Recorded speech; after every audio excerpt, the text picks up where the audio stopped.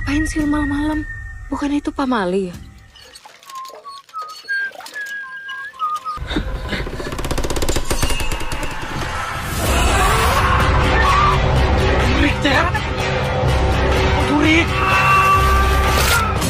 Hello movie lovers, কেমন আছেন সবাই?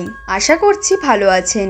তো আজ এই ভিডিওতে আমি একটি ইন্দোনেশিয়ান হরর মুভির ফুল এক্সপ্লেনেশন নিয়ে চলে এসেছি, যার নাম পামালি দ্য কর্পস ভিলেজ। আশা করছি এই ভিডিওটা আপনাদের ভালো লাগবে, তাই ভিডিওটাকে সম্পূর্ণ দেখার অনুরোধ করছি। সঙ্গে প্রতি সপ্তাহে এমন ভিডিও পেতে চ্যানেলটিকে সাবস্ক্রাইব করে পাশে থাকা বেল আইকনটি প্রেস করে দিন। তাহলে চলুন আর বেশি কথা না বাড়িয়ে ভিডিওটি শুরু করা যাক।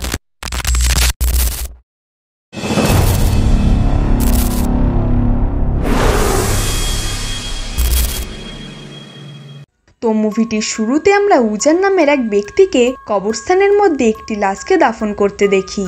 এখানে লাশটির শরীর পুরো পচে মতো গিয়েছিল। এরপর লাশটিকে সম্পূর্ণ দাফন করার পর সেই লোকটি কবরটির উপর একটি হেডস্টোন লাগিয়ে দেয়। এটার পর আমরা সেই লোকটাকে নিজের পাটা চেক করতে দেখি, যেখানে তার পায়েও এক ধরনের ফোঁড়া মতো হয়ে পাটা পচতে শুরু করে দিয়েছিল। এই পয়েন্টে আমরা একটি হুইসেলের আওয়াজ শুনতে পাই, যেটা শুনে সেই লোকটি হুইসেল বাজাতে লাগে। দেন আমরা পুরো গ্রামের মানুষদেরকে হুইসেল বাজাতে দেখি, যেটার পর আমরা সেই কবরস্থানটির উপর অনেকগুলো লাশকে পড়ে থাকতে দেখি, যেগুলোকে দাফন করা এখনো বাকি ছিল। এখান থেকে সিনটি চেঞ্জ হয়ে আমরা তিনজন নার্সকে দেখি, যাদের নাম হলো গেন্দিস, যে তাদের হেড ছিল, এছাড়া মিলা ও পোকত। এখানে আমরা জানতে পারি যে তারা ইউসুফ নামের এক ব্যক্তি নৌকা করে সেই গ্রামের মানুষদেরই চিকিৎসা করতে যাচ্ছিল, যে গ্রামটাকে আমরা শুরুতে দেখেছিলাম, যেটাতে আমরা বুঝতে পারি যে গ্রামটির মানুষেরা এক ধরনের মহামারীর শিকার হয়েছে। এরপর তারা গ্রামটির উদ্দেশ্যে রওনা হবে, ঠিক তখনই সেখানে দুটো ছেলে চলে আসে, যারা তাদেরকে জয়েন করে নেয়, যাদের নাম হলো দেদেন ও শিশিত। এরা দুজন কবর খোঁড়ার কাজ করত, যারা সেই একই গ্রামে যাচ্ছিল। এরপর তারা সবাই মিলে নৌকায় চড়ে নদী পার হয়, যেটার পর তারা পায়ে হেঁটে গ্রামে প্রবেশ করে, যেখানে গ্রামটাকে দেখতে শুনশান লাগছিল। তাই ইউসুফকে জিজ্ঞাসা করলে তারা জানতে পারে গ্রামের অনেক মানুষেরাই গ্রাম ছেড়ে চলে গেছে, আর মাত্র কিছু মানুষই এখানে আছে। এখন তারা পথে যেতে যেতে গ্রামটির অনেক বাড়িগুলোতে এক ধরনের ক্রসের চিহ্ন দেখতে পায়, যেটা দেখে তারা জানতে পারে যে এই সমস্ত বাড়িগুলির সকল মেম্বাররা মারা গিয়েছে, যার জন্য বাড়ির দরজাতে এই ধরনের ক্রস চিহ্ন বানানো হয়েছে। এরপর তারা গ্রামের হসপিটালে পৌঁছে জানতে পারে যে এখানে মাত্র 17 জনই পেশেন্ট আছে, যেখানে এই পর্যন্ত 52 জন পেশেন্ট মারা গেছে। বেঁচে থাকা পেশেন্টদের অবস্থা খুবই খারাপ ছিল। তাই গেন্দিস যখন একটা পেশেন্টকে চেক করতে যায়, ঠিক তখনই ইউসুফ তাকে খালি হাতে পেশেন্টকে টাচ করতে বারণ করে, কারণ এই রোগটা ছোঁয়াচে ছিল, যার জন্য সে তাদেরকে একটু সাবধানে থাকতে বলে। এরপর ইউসুফ তাদেরকে একটা রুমে নিয়ে যায়, যেখানে অনেকগুলো মানুষদের মৃতদেহ পড়েছিল, যার মধ্যে থেকে প্রচণ্ড দুর্গন্ধ বের হচ্ছে। এখন যেহেতু যে এই সমস্ত মৃতদেহকে দাফন করছিল সে নিজেও ইনফেক্টেড হয়ে গিয়েছে, তার জন্য এখানে অনেকগুলো মৃতদেহ জমা হয়ে গেছে।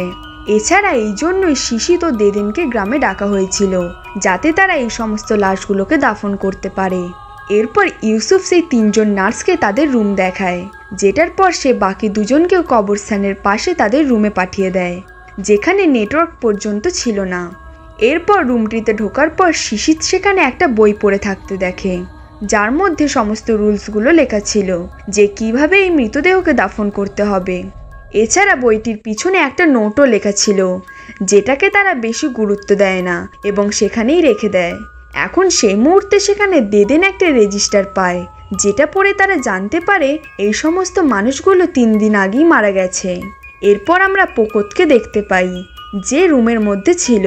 ঠিক তখনই সেখানে মিলা চলে আসে, যে তাকে জানায় যে এই ধরনের ভাইরাস তারা এর আগে কখনো দেখেনি, যেটা বলার পর মিলা তাকে হসপিটালের মধ্যে তাদের সাথে জয়েন করতে বলে সেখান থেকে চলে যায়।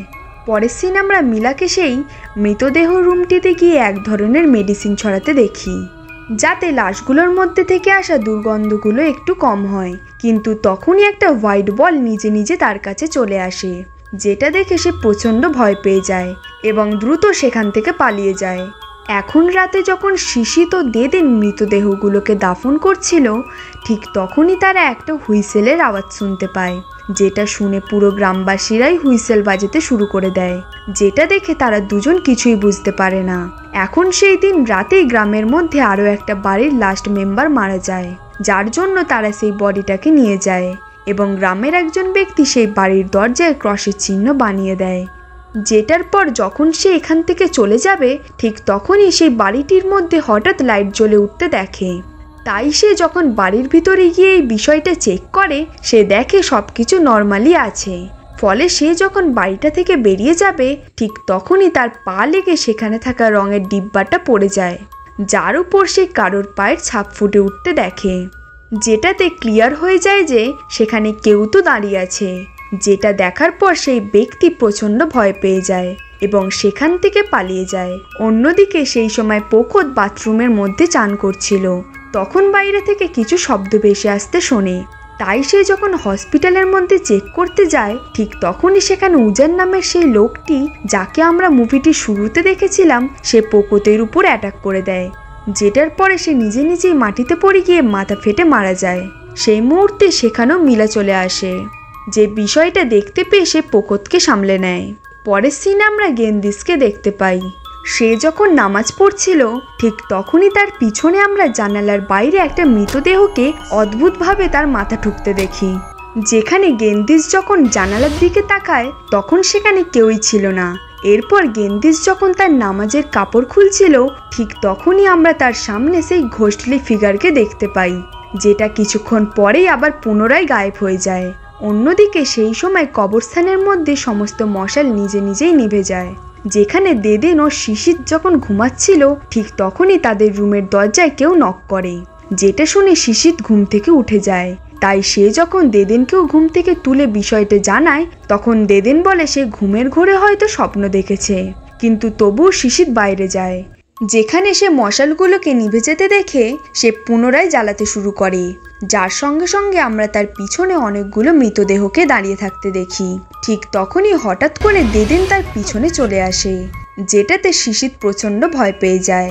পরের সিন আমরা ইগান নামের একটা বাচ্চা মেয়েকে তার মায়ের সঙ্গে দেখি, যেখানে মেয়েটির মায়েরও সেই ভাইরাসটি শরীরে ছড়িয়ে পড়েছিল, কিন্তু তবুও মেয়েটির মা বাড়ির মধ্যেই থাকতে চাইছিল।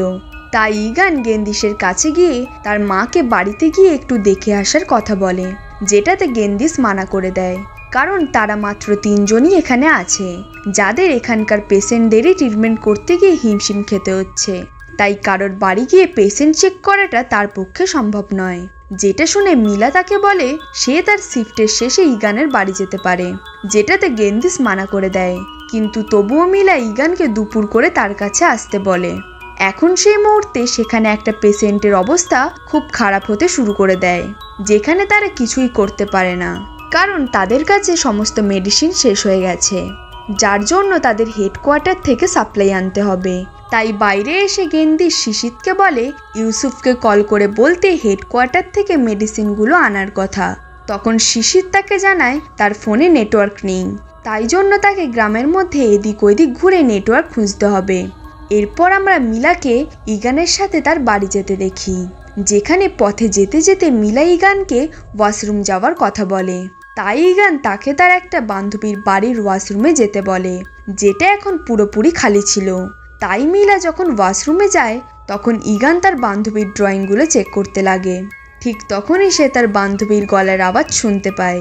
তাই সে যখন চেক করতে সেখানে যায় সে দেখে একটা পেন হাওয়াতে উঠছে, যেটা কিছুক্ষণ পরেই নিচে পড়ে যায়। এরপর ইগান তার বান্ধবীকে টেবিলের নিচে লুকিয়ে থাকতে দেখে, যে চক দিয়ে কিছু ড্র করছিল, কিন্তু টেবিলের নিচে চেক করলে সেখানে কেউই ছিল না। ঠিক তখনই মিলা ইগানের চিৎকার শুনতে পায়, যেটা শুনে সে দ্রুত সেখানে চলে আসে। সে এসে দেখে ইগান একদিকে ইশারা করে তাকিয়ে আছে। তাই সে যখন সেদিকে তাকায় সে দেখে পর্দার পিছনে কেউ লুকিয়ে আছে, যেখানে পর্দা সরালে সে সেখানে আসল ইগানকে দাঁড়িয়ে থাকতে দেখে। তাই মিলা যখন পিছনে তাকায় তখন একটা বাচ্চার ঘোস্ট তাদের উপর অ্যাটাক করে দেয়, যেটাতে তারা তাদের প্রাণ বাঁচিয়ে সেখান থেকে পালিয়ে যায়। অন্যদিকে আমরা দেদেন ও শিশিরকে দেখতে পাই, যেখানে শিশির যখন বাথরুমে যায় ঠিক তখনই সেখানে কুয়োর কাছে দেদেন মোবাইলের সিগন্যাল পেয়ে যায়, তাই সে ইউসুফকে কল করবে। ঠিক সেই মুহূর্তে শিশির দেদেনের কাছে জল চাইতে লাগে, যার ফলে দেদেন যখন কুয়ো থেকে জল তোলার সময় হুইসেল বাজায়, ঠিক তখনই সে তার পিছনে কাউকে তার মতো করেই হুইসেল বাজাতে শোনে, যেটাতে সে একটু ভয় পেয়ে যায়। কিন্তু বিষয়টাকে বেশি গুরুত্ব না দিয়ে সে যখন পুনরায় কুয়ো থেকে জল তুলতে শুরু করে, ঠিক তখনই কুয়োর মধ্যে থাকা জলের বালতি আটকে যায়, যেটার পর হঠাৎ করে জলের বালতি উপরে উঠে আসে, যেটার পর কুয়োর ভিতর থেকে দেদেন কাউকে তার নাম ধরে ডাকতে শোনে, যেটাতে সে প্রচণ্ড ভয় পেয়ে যায়। সেই মুহূর্তে শিশি তো তার সামনে একটা আত্মাকে দাঁড়িয়ে থাকতে দেখে, যেটাতে সেও প্রচণ্ড ভয় পেয়ে যায় এবং দুজন মিলেই সেখান থেকে পালিয়ে যায়। নেক্সট সিনে আমরা তাদের সবাইকে এক জায়গায় দেখি, যেখানে তারা একে অপরকে তাদের এক্সপিরিয়েন্সগুলো শেয়ার করছিল, যেটা শুনে গেন্দির শিশি তো দেদেনকে জিজ্ঞেস করে যে তারা দাফনের সময় মৃতদেহর মুখের দড়িটা খোলে তো, যেটার উত্তরে শিশিত বলে এটা সর্বপ্রথম কাজ যেটা দাফনের সময় তারা করে। এখন এগুলো শোনার পর তারা ধারণা করে যে হয়তো এই গ্রামটা তাদের আসার আগে থেকেই হন্টেড ছিল। এই পয়েন্টে পকুতের মনে পড়ে উজান মারা যাবার আগে বারবার বাড়ির কথা বলছিল, যার মানে হলো তাদেরকে যত তাড়াতাড়ি সম্ভব লাশগুলোকে দাফন করতে হবে। অন্যদিকে সেই মুহূর্তে আমরা মিলাকে ইগানের বাড়িতে দেখি, যেখানে আমরা তার পিছনে একটা লাশকে দাঁড়িয়ে থাকতে দেখতে পাই। তখন ইগান সেখানে আসলে সঙ্গে সঙ্গে গায়েব হয়ে যায়। এরপর ইগান তাকে তার মায়ের কাছে নিয়ে যাবার কথা বললে মিলা একটু অবাক হয়ে যায়, কারণ কিছুক্ষণ আগেই তো সে তার পিছনের রুমে একটি মহিলাকে বসে থাকতে দেখেছিল, কিন্তু এখন সেখানে কেউই ছিল না। তাই মিলা ভাবে সে হয়তো ভুল কিছু দেখেছে। এরপর মিলা ইগানের মাকে চেক করার পর তাকে কিছু মেডিসিন দিয়ে সেখান থেকে চলে যেতে লাগে, যেখানে সে ইগানকে তার সাথে যেতে মানা করে দিয়ে বলে সে একাই চলে যেতে পারবে। এই পয়েন্টে ইগানও হঠাৎ হুইসেল বাজাতে লাগে, যেটাতে মিলা তাকে হুইসেল বাজানোর কারণ জিজ্ঞাসা করলে ইগান বলে এটা মৃতদের শ্রদ্ধা জানানোর জন্য গ্রামের একটা ট্রেডিশন, যেটাতে আমরা বুঝতে পারি যে কেন মুভিটির শুরুতে আমরা গ্রামের সবাইকে হুইসেল বাজাতে দেখেছিলাম। এদিকে বাকিদের মিলার জন্য প্রচণ্ড চিন্তা হতে লাগে, তাই তারা পকুতকে একা রেখে মিলাকে খুঁজতে চলে যায়, কারণ তাকে অনেক সময় ধরেই দেখতে পাওয়া যাচ্ছিল না। এখন সেই মুহূর্তে পকুত হুইসেলের আওয়াজ শুনতে পেয়ে সে যখন লাশের রুমের কাছে গিয়ে সেখানে থাকা লাশগুলোকে চেক করতে লাগে, ঠিক তখনই সেই মৃতদেহগুলোর আত্মা পকুতকে হর্ন করতে লাগে। তাই পকুত সেখান থেকে পালিয়ে যাওয়ার চেষ্টা করলে সেই আত্মাগুলো তাকে রুমের মধ্যে টেনে নেয় এবং তাকে মেরে ফেলে। অন্যদিকে মিলা যখন ইগানের বাড়ি থেকে ফিরছিল, ঠিক তখনই সে লক্ষ্য করে যে সে ঘুরে ফিরে বারবার একই জায়গায় ফিরে আসছিল। এই পয়েন্টে তাকেও সেই মৃতদেহগুলোর আত্মা হর্ন করতে লাগে, যেটাতে ভয় পেয়ে মিলা সেখানেই বেহুশ হয়ে যায়। এরপর জ্ঞান ফিরলে সে নিজেকে তার রুমে দেখে, যেখানে শিশিত বসেছিল। তাই মিলা সঙ্গে সঙ্গে শিশিতকে বলে সে সেই সব ডেড বডির আত্মাকে দেখতে পেয়েছে যারা তাকে হর্ন করছিল, যেটা শুনে শিশিত বলে সেও সেই আত্মাগুলোকে দেখতে পেয়েছে। এই পয়েন্টে বাকিরা পকুতের লাশকে দেখতে পায়, যেটা দেখে তারা প্রচণ্ড ভেঙে পড়ে। ঘটনাটির পর গেন্দিস কোনোভাবে ইউসুফকে কল করে দ্রুত তাদেরকে এখান থেকে নিয়ে যেতে বলে, কারণ সে এখানে থেকে পকুতের মতো মরতে চাইছিল না, যেটাতে মিলার সাথে গেন্দিসের কথা কাটাকাটি শুরু হয়ে যায়, কারণ মিলা পকুতকে এইভাবে ফেলে রেখে যেতে চাইছিল না।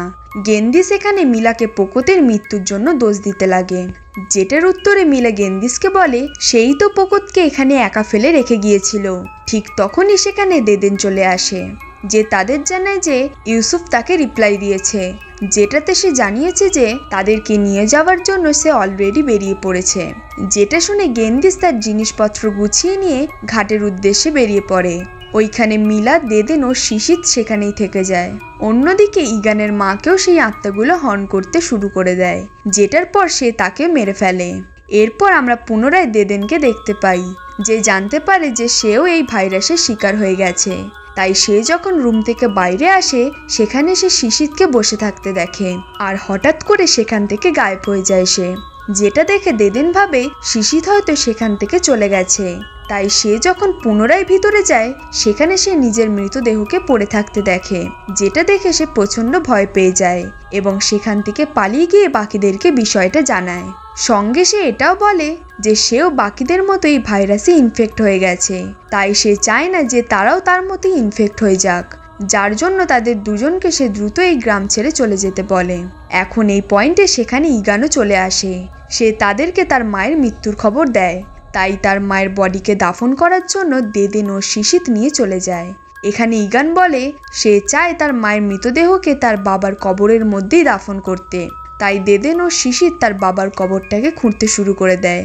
আর অন্যদিকে মিলা ও ইগান মিলে গ্রামের বাকি লোকজনগুলোকেও তাদের সাথে নিয়ে যাওয়ার জন্য ডাকতে লাগে, যেখানে তারা লক্ষ্য করে যে বাকি গ্রামবাসীকেও সেই আত্মাগুলো মেরে ফেলেছে। এদিকে শিশিত ইগানের মাকে দাফন করার জন্য কবর অলমোস্ট খুঁড়ে ফেলেছিল, যেখানে শিশিত লক্ষ্য করে যে বাকি সমস্ত কবরে হেডস্টোনগুলো মৃতদেহর পায়ের দিকে আছে, যেটা দেখে সে একটু অবাক হয়ে যায়, যার জন্য সে সঙ্গে সঙ্গে তাদের রুমে গিয়ে সে বইটাকে চেক করে, যেটা তারা এখানে আসার পর দেখেছিল। এটা দেখে সে জানতে পারে এখানকার রুলস অনুযায়ী সমস্ত মৃতদেহর হেডস্টোনগুলোকে তাদের পায়ের কাছেই রাখতে হবে। অন্যদিকে সেই সময় আমরা দেদেনকে দেখি যে নেটওয়ার্ক খুঁজে ইউসুফের সাথে কথা বলতে লাগে, যেখানে সে জানতে পারে অতিরিক্ত বৃষ্টির কারণে ইউসুফ তাদেরকে পরের দিন সকালে নিতে আসবে। সেই মুহূর্তে মেঘের গর্জনের ফলে দেদেনের হাত থেকে ফোনটা কুয়োতে থাকা বালতির মধ্যে পড়ে যায়। তাই কোনোভাবে সে ফোনটা বাইরে বার করে ইউসুফকে তাদের আজই এখান থেকে নিয়ে যেতে বলে, যেটার পরে কুয়ো থেকে একটা আত্মা বের হয়ে দেদেনকে কুয়োর মধ্যে টেনে নেয়। পরের সিনে আমরা গেন্দিসকে জঙ্গলের মধ্যে দেখি, যে বারবার একই জায়গায় ফিরে আসছিল। ঠিক তখনই সে পোকোতের আত্মাকে দেখতে পায়, যাকে খুব ভয়ঙ্কর দেখতে লাগছিল, যেটা দেখে গেন্দিস প্রচণ্ড ভয় পেয়ে যায় এবং সেখান থেকে দৌড়ে পালিয়ে যায়। এদিকে আমরা মিলা ও ইগানকে শিশিতের কাছে ফিরে আসতে দেখি, যেখানে শিশিত রিভিল করে যে সে জানতে পেরেছে কেন এই মৃতদেহের আত্মাগুলো তাদের হর্ন করছে, যেটা হলো আসলে এই গ্রামের রুলস অনুযায়ী এখানকার মানুষ যখন মারা যাবে তখন তাদেরকে দাফন করার পর তাদের হেডস্টোনগুলোকে তাদের মাথার বদলে পায়ের দিকে রাখতে হবে। এছাড়া প্রতি রাতে হুইসেল বাজিয়ে সেই মৃতদেহগুলোকে শ্রদ্ধা জানাতে হবে, কিন্তু সেগুলোর মধ্যে তারা একটাও রুলস ফলো করেনি, যার জন্য সেই মৃতদেহর আত্মাগুলো জেগে উঠেছে, যারা তাদেরকে হর্ন করছে এবং প্রতিশোধ নিতে চাইছে। এখন এগুলো শোনার পর মিলা পুরো অবাক হয়ে যায়। ঠিক তখনই তারা লক্ষ্য করে যে ইগান সেখান থেকে উধাও হয়ে গেছে, যেখানে আমরা ইগানকে দেখি যে তার বাবা মাকে দেখতে পাচ্ছে, যার দিকে সে এগিয়ে যাচ্ছিল। এদিকে তারা দুজন মিলে ইগানকে খুঁজতে শুরু করে, যেখানে কুয়োর কাছে মিলা দেদেনের ফোনকে পড়ে থাকতে দেখে, আর কুয়োর মধ্যে দেদেনের মৃতদেহকেও দেখতে পায়। সেই মুহূর্তে শিশিত ইগানের চিৎকার শুনতে পায়, তাই দ্রুত সে ইগানের কাছে পৌঁছে তাকে নিয়ে তার রুমের বেডের নিচে লুকিয়ে পড়ে। এখানে একটা আত্মা এসে তাদেরকে পুনরায় হর্ন করতে শুরু করে, যার দরুন বেডের নিচে থাকা একটা পেরেক শিশিতের পিঠে ঢুকে যাওয়ায় সে আহত হয়ে যায়, কিন্তু তবুও সে ইগানকে নিয়ে সেখান থেকে পালিয়ে যায়। এরপর তাদের মিলার সাথে দেখা হয়, যে তাকে দেদেনের মৃত্যুর কথা জানায়, যেটাতে শিশিত প্রচণ্ড ভেঙে পড়ে, কিন্তু মিলা তাকে বলে এখন যে কোনোভাবেই তাদেরকে এই গ্রাম থেকে পালিয়ে যেতে হবে। এটা শুনে ইগান ভয় পেতে লাগে, কারণ সে কখনোই তাদের গ্রাম ছেড়ে কোথাও যায়নি। সেই মুহূর্তেই তারা তাদের সামনে অনেকগুলো মৃতদেহকে দাঁড়িয়ে থাকতে দেখে, যেটা দেখে তারা প্রচণ্ড ভয় পেয়ে যায় এবং ওখান থেকে পালিয়ে যেতে লাগে, যার দরুন সেই আত্মাগুলো শিশিতকে একটা কবরের মধ্যে টেনে নিয়ে যেতে লাগে। তাকে মিলা এবং ইগান টেনে তোলার চেষ্টা করতে শুরু করে। ঠিক তখনই শিশিতের সেই বুকটার কথা মনে পড়ে যায়, যার পিছনে একটা নোট লেখা ছিল।